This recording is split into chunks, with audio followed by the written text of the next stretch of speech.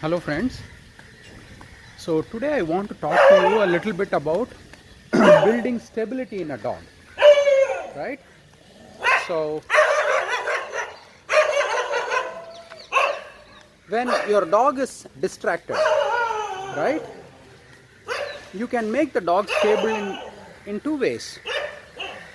One easy way is to have something that is even more distracting to the dog than the distraction itself, right? So you can see that Ganga is not interested in all of this, but if he were interested in that dog, I could have something that is more interesting to him, like a ball or a tug or something like that, or it could be even a stick, so I can threaten him that I will beat him, right? But this is calmness. He is calm. He is not distracted by any of that, right? So this is the best way to build stability. So he doesn't care about that, and he doesn't care about that because he knows I am with him. It's not based on fear, or it is not based on any rewards that I might have. He knows that I have no rewards for him. He also knows that I'm not going to beat him or cause pain to him. He is just confident that I'll not allow anything bad to happen to him, so he doesn't have to react.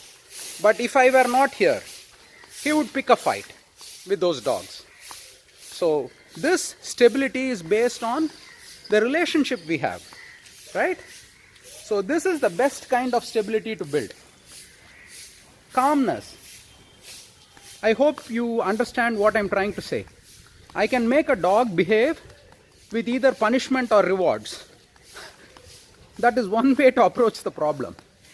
But a better way to approach the problem is to have a good relationship with the dog, where the dog doesn't worry about all these things.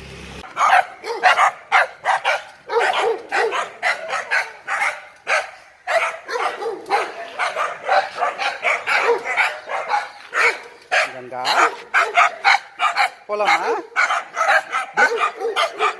polama.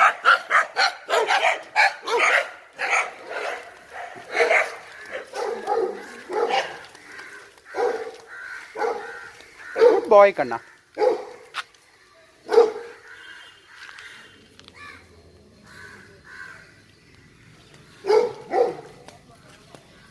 Go, Ganga. You're free. Go, mucha po.